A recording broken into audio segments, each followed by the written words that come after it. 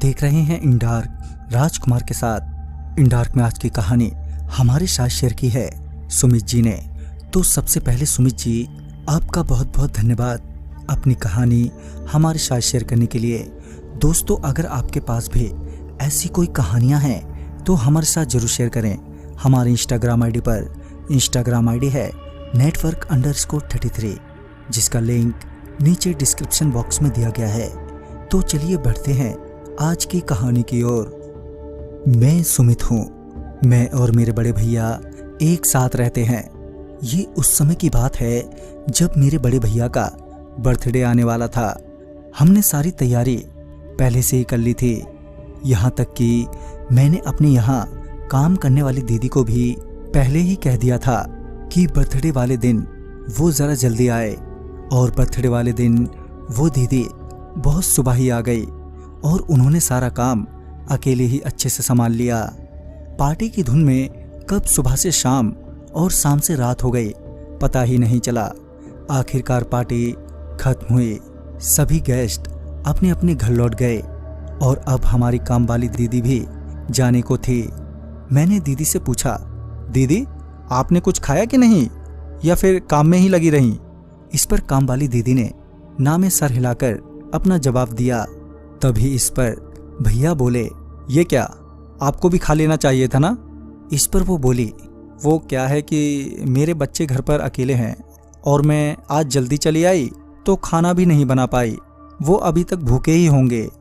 ये सुनते ही भैया बोले, पहले बताना था ना आपको, चलिए जाइए जल्दी से। इस पर दीदी थोड़ा हिचकिचाते हुए बोली, अगर आप कहें तो मैं अपने बच्चों के लिए खाना ले जाऊं। इस पर भैया बोले, अरे ये भी कोई पूछने की बात है, जाओ ले जाओ। उसके बाद काम वाली दीदी ने अपने बच्चों के लिए खाना लिया और वो चली गई और हम लोग भी सो गए।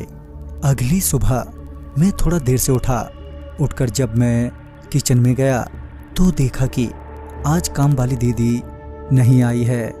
जब घड़ी देखी तो सुबह के 11 बज रहे थे। मैंने भैया से भी पूछा, अभी तक दीदी नहीं आई क्या भैया? इस पर भैया बोले, अभी तक तो नहीं। फिर कुछ देर और वेट करने के बाद हमें थोड़ी चिंता होने लगी। फिर भैया ने कहा, एक बार देखा उनके घर जाके।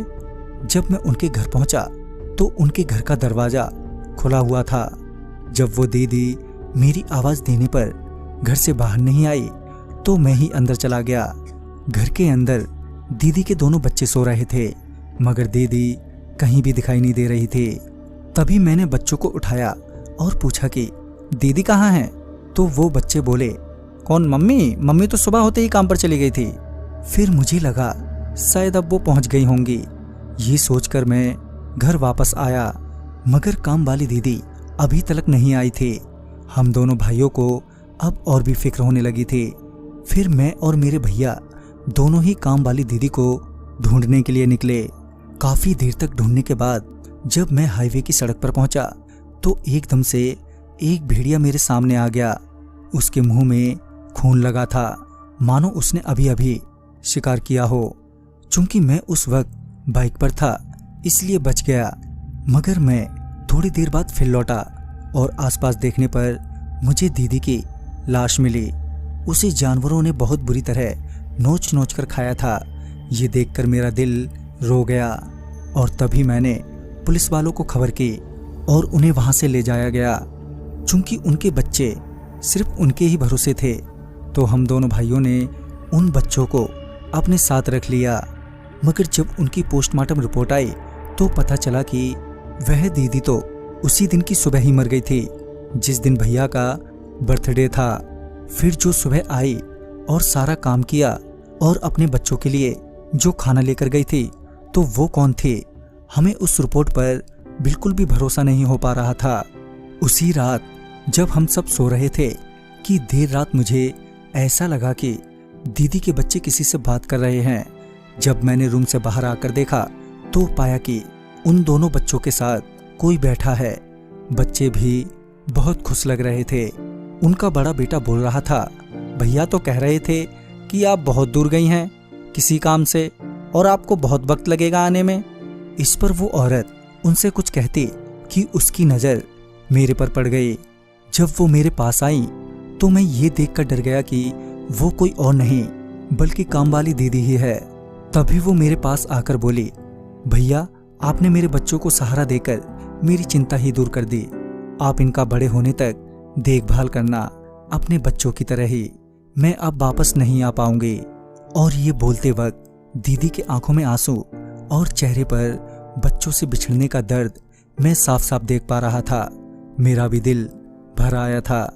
तभी दीदी अपने बच्चों की तरफ देखकर थोड़ा सा मुस्कुराई और एकदम से गायब हो गई। तो दोस्तों, इस कहानी में बस इतना ही। कहानी आपको पसंद आई हो तो लाइक शेयर करें और साथ ही हमें कमेंट बॉक्स में ज़रूर बताएं। तो मैं आपका दोस्त राजकुमार जल्द ही मिलूंगा आप ही की भेजी हुई एक नई कहानी के साथ। तब तक के लिए बाय एंड टेक केयर।